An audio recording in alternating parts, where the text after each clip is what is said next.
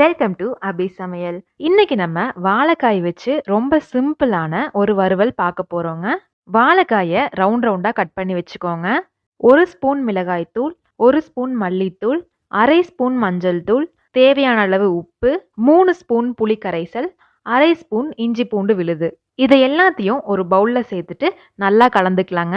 கட்டி இல்லாம நல்லா கலந்துட்டு நம்ம கட் பண்ணி வச்சிருக்க வாழைக்காயும் இதுல சேர்த்துட்டு நல்லா கலந்துருங்க. வாழைக்காயில மசாலா நல்லா கோட் ஆகுற மாதிரி கலந்து விட்டுட்டு ஒரு 5 நிமிஷம் அப்படியே வச்சிருங்க.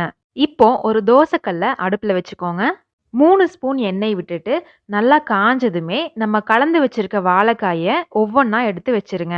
வாழைக்காய எவ்வளோ மெல்லிசா கட் பண்றீங்களோ அந்த அளவுக்கு சீக்கிரமா வெந்துருங்க. மீடியம் ஃப்ளேம்லயே வச்சு வேக வைங்க. இல்லனா மசாலா கரிஞ்சு போயிரும். ஒரு சைடு வெந்ததுமே இன்னொரு சைடு திருப்பி போட்டுட்டு நல்லா வேக வச்சுக்கோங்க. தேவைப்பட்டா நடுவுல கொஞ்சமா எண்ணெய் சேர்த்திக்கோங்க. இப்ப பாருங்க 2 சைடும் நல்லா வெந்துருச்சு. இந்த வாழைக்காய் வறுவல் ரச சாதம், தயிர் சாதத்துக்கெல்லாம் சூப்பரா இருக்குங்க. ட்ரை பண்ணி பார்த்துட்டு எப்படி இருக்குன்னு எனக்கு கமெண்ட் பண்ணுங்க. இந்த வீடியோ பிடிச்சிருந்தா லைக் பண்ணிட்டு உங்க ஃப்ரெண்ட்ஸுக்கும் ஷேர் பண்ணிருங்க.